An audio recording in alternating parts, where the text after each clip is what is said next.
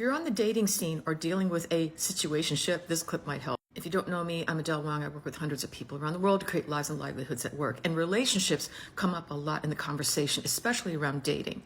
And one of the things I notice is that when people think about what they want, even when they say they want a long-term relationship, there seems to be some differences in what that means. And I've come to believe it has to do with how we define intimacy. I think there are two kinds. And you get to pick what kind of intimacy you want because that'll drive the kind of relationship you go for. I mean, anyone can have a relationship. It's a matter of, is the relationship you have what you want? The first kind of intimacy is when people are looking for something that is really, it's very here and now.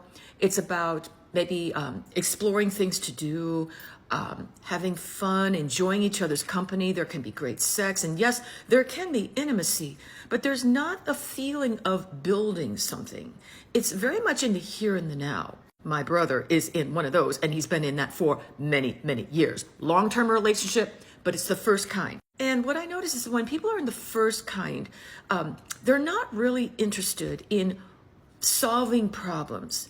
There's a little bit of a conflict avoidance, that conflict would be bad. And if things start to get too conflicting, well, it's time to move on because that's not the kind of intimacy I was looking for. Again, you can have intimacy without a whole lot of conflict, enjoying people. It's very much here and now. And it can be wonderful. But the relationship isn't really set up for growth. It's set up mainly for the here and now and enjoyment. The second kind of intimacy is different. This one is where the relationship becomes a container for growth. That means a more willingness to work things out, conflict, that there's enough motivation in there for the long term or the potential that the relationship becomes a container. And growth requires some ability to sit through discomfort, work through issues. There's much more of a curiosity about differences of opinion or curiosity about how and why someone thinks or sees things differently. That's not so much in the first kind. And in fact, I think a lot of times when people get ghosted, it's because in the first way, you just don't want to deal with it. You're gone. Ghosting is because people just don't want to deal with something. The conflict is too much for their nervous system. In the second way, there's more of a willingness to hash things out or whatever. And here's the thing.